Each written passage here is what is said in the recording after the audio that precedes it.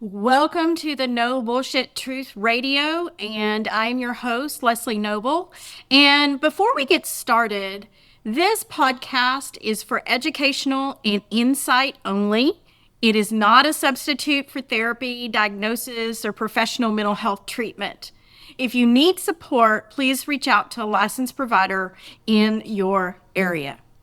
So, welcome back to No Bullshit Truth Radio. So, today we're going to be talking a question a lot of people are asking right now, kind of quietly and not so quietly on social media, asking the question, are relationships even worth it anymore? And I'm going to attempt to answer that question in an evidence-based and spiritually grounded way. So, we're living in a time that's kind of unprecedented where people are exhausted, guarded, overstimulated, and deeply unsure about connection. I think social media influences us more than what we want to believe. I think that we see image after image after image all day long about the world, about people's opinions, about relationships and politics and religion. And I think we are inundated, and I think we've lost faith in each other. So before we throw this idea of partnership in the trash, let's slow down a little and talk about the truth about what is actually happening. We didn't give up on love and partnership. We've given up on the version of ourselves that hasn't been equipped to handle it. So most people are not tired of love. They're tired of performing, over-functioning, being the one that's the only emotional available one, getting breadcrumbed, getting ghosted, being told they're too much, or being lied to, where people tell them, yeah, I want a relationship, and then ghost them a week later. Being told you're too much because you want clarity and consistency. We haven't given up on relationships. We gave up on the version of ourselves that tolerated emotional crumbs and called it connection. It's no longer acceptable, and we're getting tired of people treating us badly. And it's not just one gender over the other. I think both genders have created this and contributed in different ways. So when you grow as a person, your tolerance for chaos shrinks. I think especially too as you get older. I know me, as I've gotten older, peace and protecting my peace is really important to me. And when you heal, your standards of what you will accept rise. When your own self-respect becomes really important to you, you stop negotiating the bare minimum. I guess the question would be, what would somebody consider the bare minimum? Well, the bare minimum would be, I'm going to give you just a little bit, and you have to be okay with the little bit that I give you. I think there is negotiating that happens in a relationship or in a connection for it to grow. Negotiating how much you're going to spend time together, negotiating how you're going to contact each other and how frequently, negotiating when you spend time together what that looks like. I don't think it is, I get to decide how this is going to look and you have to be okay with it. I think both sides have to have those discussions up front for it to work. So no, I don't think that we've given up on love. I think we've given up on unhealthy patterns we used to call love. And I think relationships are at a tipping point where it's time to evolve. I don't think modern dating is the problem. I think part of it is emotional immaturity. And I know that's going to sting a little bit to hear that, but ghosting's immature. It is avoidance. It's lack of communication. It's not acceptable. And I'm not sure why it became acceptable to just ghost. Ghosting is when you have a relationship and then one day you just stop talking. And that is the emotional immaturity that we sit with right now. Emotional immaturity is being dishonest about what you want so you can get what you want. Telling someone that you want a relationship when you really don't. in order to get them to sleep with you or get them to hang out with you because you're bored and you don't really want that person. But you're going to manipulate them. And I'm telling stories based off of people that I work with in my own practice and things that I see when people come in with a lot of pain around relationships. It's painful because we have forgotten the humanity in each other. We have forgotten that those upfront conversations are important because you're giving the other person freedom of choice. So when you say to someone, I'm not really looking for a relationship right now, I just want to date casually and have fun right now, then you're giving the other person the freedom of choice whether they're okay with it or not. And that's maturity. It doesn't mean emotionally immature because I'm not committed to a relationship at that point. Maybe you're working on your career or you're healing from a relationship and you're just not in that point. But when you say to someone, this is where I am in my life and this is what I want, you're meeting that person with maturity so that they have the freedom to make a choice about whether they're okay with that or not. We blame dating apps, social media, the culture, the times we're in right now. But I think the real issue is immaturity. We have adults that want intimacy, they want sex, but want to avoid vulnerability. They want loyalty, but they want to keep their options open. They want partnership, but refuse. They want connection, but won't put their phone down long enough to feel anything real. You cannot sustain a relationship when there isn't vulnerability, when there isn't loyalty, when there isn't saying to the person, this is who I am. And I think some of that avoidance is fear. And some of it is, I'm afraid that there'll be another opportunity down the road that I'll miss because I'm spending time with you. We get on dating apps and then we're swipe, swipe, swipe. And what if there's somebody prettier? Or what if there's somebody down the road that looks better or has a better job? And here's what I would say. Love is a choice. There may be somebody that's more brilliant. There might be. There might be somebody that looks better. There might be somebody who might fit down the road for you. But love is a choice. Love is saying, I choose you. You're the one I wake up every day and I choose you. I choose to commit to you. Because let's face it, in long-term partnership, people that have the maturity understand that there is going to be some challenging times. There is going to be some challenging times. There is going to be some times when things don't work like you want them to.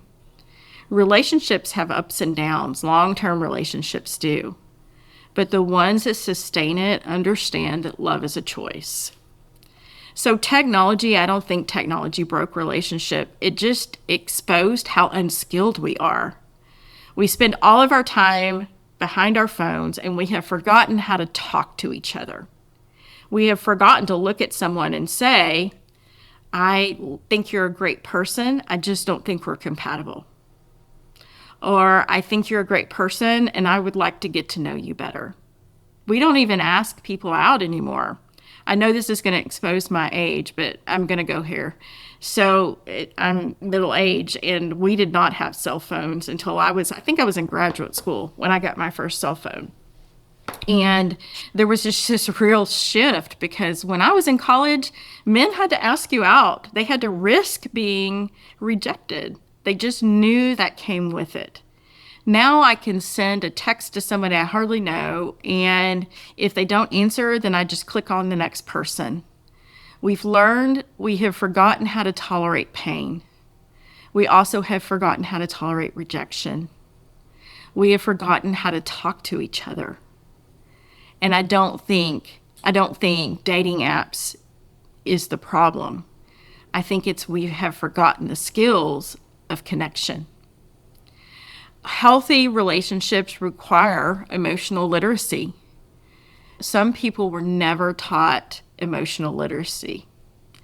Relationships do still matter, because we are wired for connection. I think about my own child. My older child is adopted, and he was adopted in St. Petersburg, Russia, when he was 11 months old. And I remember he had not had attachment or any kind of connection, maybe a little bit here and there, but real lack of connection. And they had babies in those orphanages that died from lack of connection because they didn't thrive. They didn't have somebody bonding with them. So they died. And I feel like as a culture, in a way, we're dying. We see that loneliness epidemic. And we may not be physically dying, but we're dying for connection. We're dying for intimacy and vulnerability. And we're focusing on the wrong things. Instead of, I saw this billboard that somebody wrote in New York that said, "Men disappoint." And everybody was jumping on the bandwagon. Oh my gosh, how can we pay to keep this going? I think it misses the point. However well-meaning that person is, in that they are expressing how they felt in the disappointments, but I think we're missing out. Instead of keeping us in islands of disappointment and anger about the opposite sex, how can we begin to relate to each other again? How can we build emotional maturity and emotional literacy? How can we value connection again? I think it's a larger cultural problem, that one that I see all the time.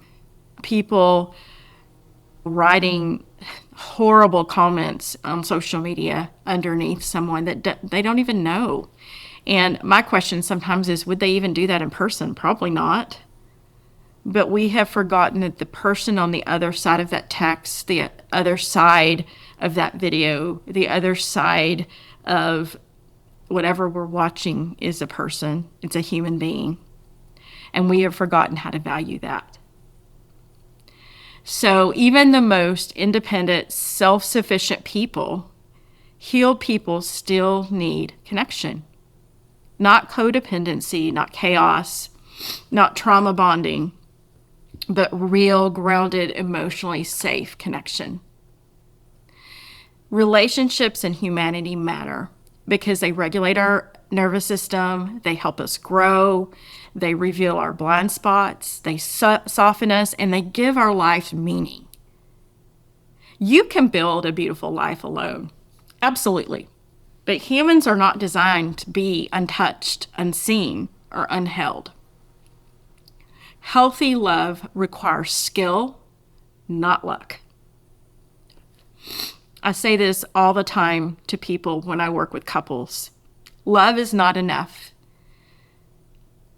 Love, healthy love, long-term connection requires skills. And if you're struggling with relationships, it doesn't mean you're a bad person. It just means you're unskilled. And you have to be willing to learn the skills that help you have long-term healthy connection.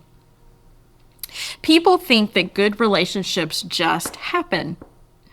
And I can tell you, as a therapist of almost 30 years, I can tell you with 100% accuracy, they don't just happen. The ones that have made it work requires communication skills, nervous system regulation, boundaries, how to repair after conflict, accountability, which people hate that word, but it is the truth, emotional presence, and self-awareness. We want to complain because we haven't found the person or the right person, but we don't want to do the work on ourselves that's required for us to be that person in a relationship. We don't want to take the time to do some self-reflection on where do I need to be accountable and where are the places I need to grow up so that I can be in a healthy connection. You've got to work on emotional regulation. You've got to work on how to communicate in a way that is mature and grounded. You've got to learn to regulate yourself. And that's not magic. It's not fate. It's not about finding the one, even though that's what our culture likes to make us think.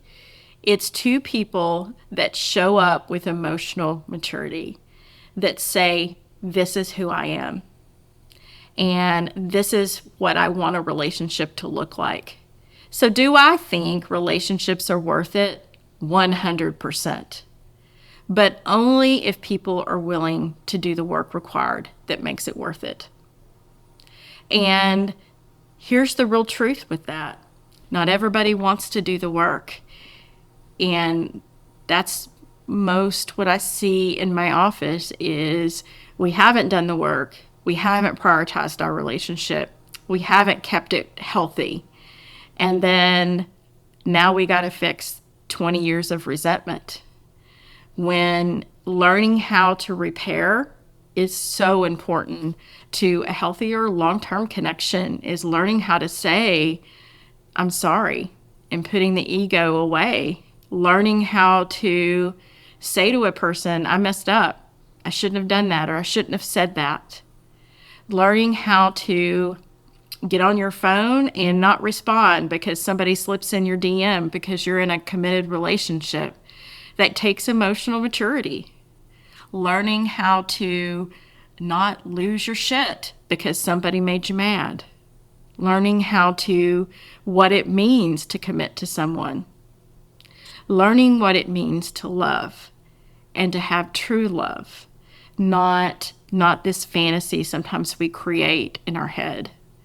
And some of it is not our fault. I think of movies like The Notebook, where they had this really volatile back and forth and breaking up and getting back together. And sometimes we've normalized it. That's the way we think it's supposed to be. But it's not. Real love is grounded and it's stable and it's not in and out and up and down and all around. That's a trauma bond. That's not real love. And we cry at The Notebook and we think it's so beautiful. But love is not supposed to be so achingly painful. There is no reward for long suffering. And sometimes we think, our culture's like, oh my gosh, they've been married for 50 years. And one of the things I always wonder when I hear that is, yeah, but was it 50 years of true love? Or was it 50 years of suffering? So here's the real truth. Are relationships still worth it? Yes. But not the kind we grew up watching on TV and the movies. Not the ones that are built on survival, fear, or some kind of performance we think we're doing. No, not the ones where one person carries the emotional load for two people. And if you're doing your own individual kind of work to be that kind of person, then you're already halfway there. Real love, real true love is built on two emotionally mature people coming together to have a vision for their lives and for their own individuality, but also for them as a couple. And that's where maturity and love meet. Thank you so much for joining me today. If you like my content, I'd love for you to follow my YouTube channel, No Bullshit Truth Radio. I'd also love for you to check out my betrayal guide that's at www.strongheartwarriorproject.com. One of the things I feel very passionately about is helping people heal from betrayal. I wrote my own guide. It's researched and evidence-based. It's the kind of stuff I'd wish I'd had when I was on my own healing journey. It'll help you see betrayal differently and also help you heal it all the way back from the original wound, if your original betrayal was a parent. I hope this has been helpful to you, and I will see you next time.